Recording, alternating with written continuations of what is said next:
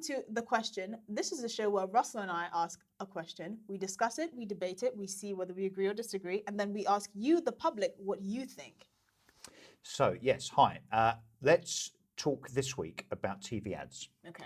So, some people might have noticed that in recent months there's been rather a change, I think, in the format of TV more like years. ads. Yeah. And often now when you watch TV ads on any channel, right, so whichever channel you care to choose, the characters within the TV ad tend to be predominantly mixed race, I've noticed. So black guy, white woman, vice versa, or Asian guy, black woman, or Asian woman, black woman, whatever, right? So it's obviously an effort on the part of the TV production companies, the ad production companies, and indeed the brands, to be seen to be inclusive. And diverse and all that. And diverse, right? So we don't want adverts that don't have black people in it. We don't want adverts that don't have Chinese people in. We don't want adverts that don't have whatever, lesbians in, gay men in, or whatever. But I think that they might have gone too far. Because if you look at the demographic of Britain, I think you and I were talking recently about the fact that a mixed race couple, so black woman, white guy, or any whatever, kind of mixed race, it is about 2% of the population. 2% of the UK population.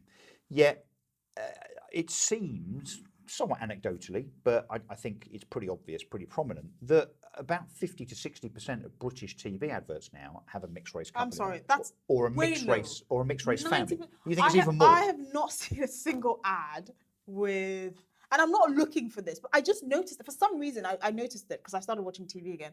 I'm not seeing a single like white heterosexual couple with like kids and like, you know, the normal standard like British family setup for like 85% of the country. And I don't have a problem with this whole thing. I think that the issue is, has it moved from underrepresentation to misrepresentation? Because it's not just about how they look as well. You can see these ads have a particular, like if they're ads that show like a South Asian family and they tend to have like very liberal politics and all of these things, I'm like, that's actually not really a reflection of South Asian families in the UK, because they're actually, when you poll them, they're some of the most ethnic minorities in this country are some of the most socially conservative people in the country. They're very much about family and, you know, religion and all of these things. So I just think, you know, the ads have moved from underrepresentation to misrepresentation, to the fact that actually, if I'm looking, if you want to experiment, just look for an ad where it's just a straight, white, heterosexual British family. You probably won't find it. You won't find it. So it's almost as if the production companies, the TV companies, or rather the ad companies and the brands have got some kind of memo.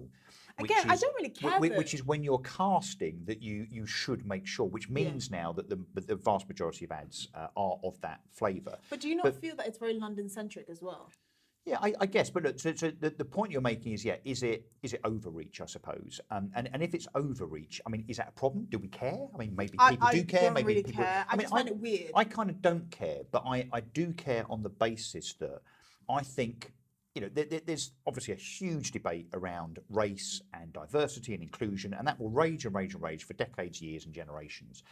My question is, are we doing ourselves any favours, particularly the media, in that misrepresentation? What do we think it achieves by showing something that is patently misrepresentative and false in terms of the propensity of that dynamic within a family? Yeah, exactly. But I think even worse than that, if we want to get to a position where people stop seeing sexuality and race as something to have to debate, to have to bang on about, to ensure therefore that there is diversity and inclusion, I think that this overreach, this over effort, this misrepresentation makes that debate worse. It makes it worse for trans people, for people in the LGBT community, for black and Asian people, because it's too pronounced. Yeah.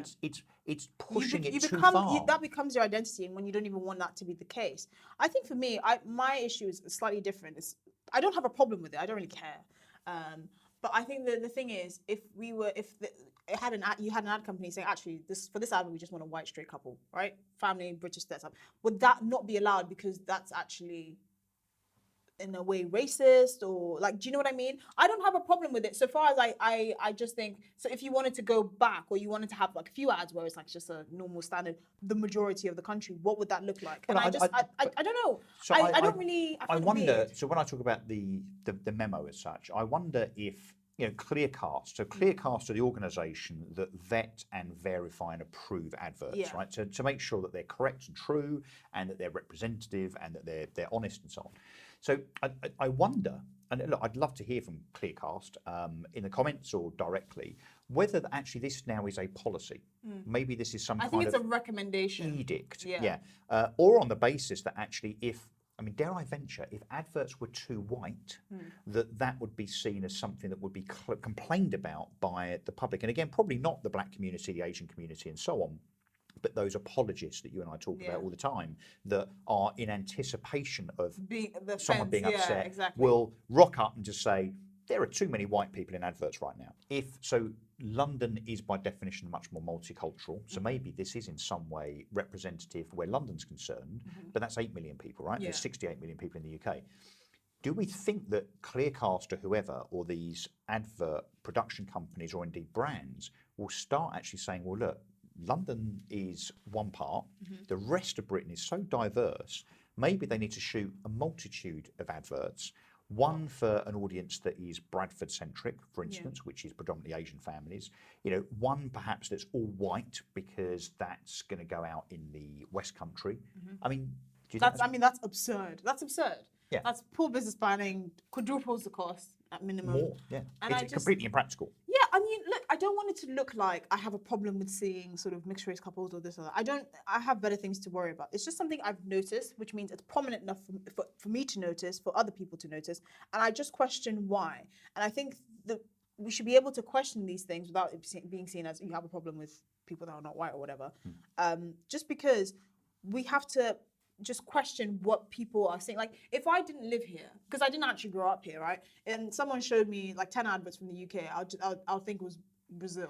Well, but you would think if you came here for the first time and saw adverts now, you would believe that 90-something% of couples were of mixed race origin. And that Britain looked like that. And that's not a problem, but I don't think that's a fair, but it's not representative. accurate. Yeah, exactly. Yeah, and my point is I think that then causes more problems than it solves. Yeah, whether it's right or wrong, I think that's neither here nor there, but I do think to an extent there is an agenda going on there. And what I question is, if you now just wanted a straight white couple in an advert, would there actually be backlash? That's the thing. Is it being done for fear of actually, No, it's over political correctness, surely. That's what it is. It's people overreaching, overcompensating. It's kind of positive discrimination, reverse discrimination. I don't even believe in that. It's just discrimination. Yeah, well, it is discrimination, yeah. But don't forget, when I talk to people, particularly in politics, about positive discrimination, they talk about positive discrimination as something positive. It's not, because to your someone point, at the end of the it's end is still being disadvantaged. discrimination. Yeah, exactly. Yeah. And this stuff about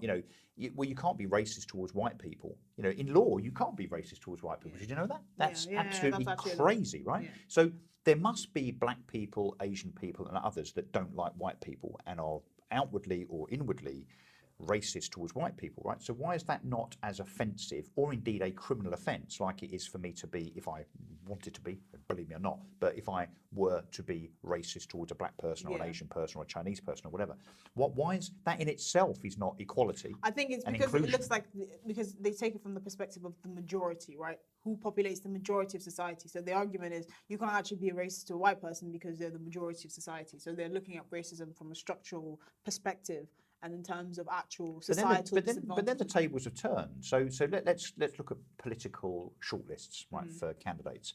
We don't seem to blink an eye at all women shortlists, which is inherently offensive to men, actually. Yeah.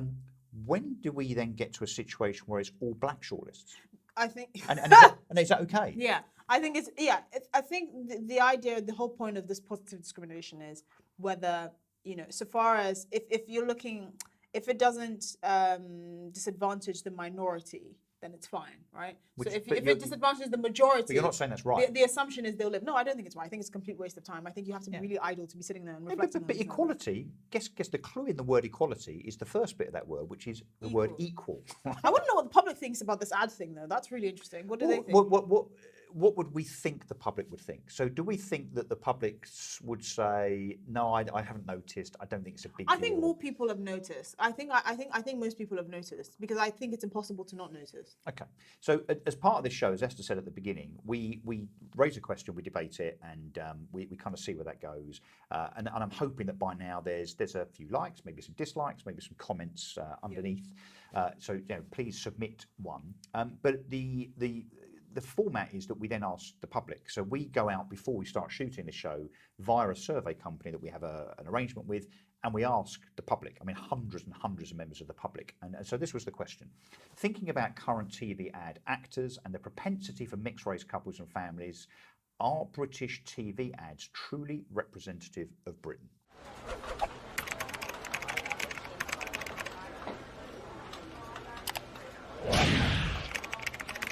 Right? So the question was, are TV ads right now truly representative of Britain?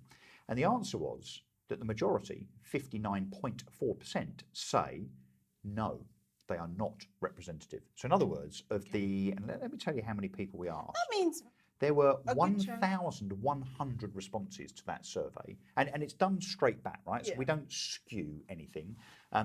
The majority, 59%, said, yeah, actually, we think that adverts now are not representative. I wouldn't necessarily assume there's negative emotions attached to that. I think just people have noticed, right? So again, back to my point, how can this be advancing the cause of diversity and equality when the majority of Britain, based on our survey, says adverts now are not representative? But then the 40% say they are. Yeah, but So they're that's the very minority. interesting. So that might be linked to their worldview. That might think, Well, they might not notice actually. All they might notice is, there's a greater uptick of like sort of diverse TV ads, but they're not noticing. And if my head of research in my PR firm, Dr. Alex Perickley, were watching this now, as he hopefully will be, he'd say, but hang on a sec, there's probably massive regional skews, right? So in London, you might say completely representative. Yeah. But if you're in Cornwall, you might think completely unrepresentative. I mean, imagine if you're in the get Highlands of Scotland and you were watching a BBC ad. Yeah. Yeah, exactly. Okay, well, look, I think that's very, very interesting indeed. Yes. It's kind of, in a small way, put the world to rights, I think. That's the question for this week. Until next time, let us know what you think. If you like it, Like tell and us. subscribe. Like and subscribe. So until next time, thanks for watching.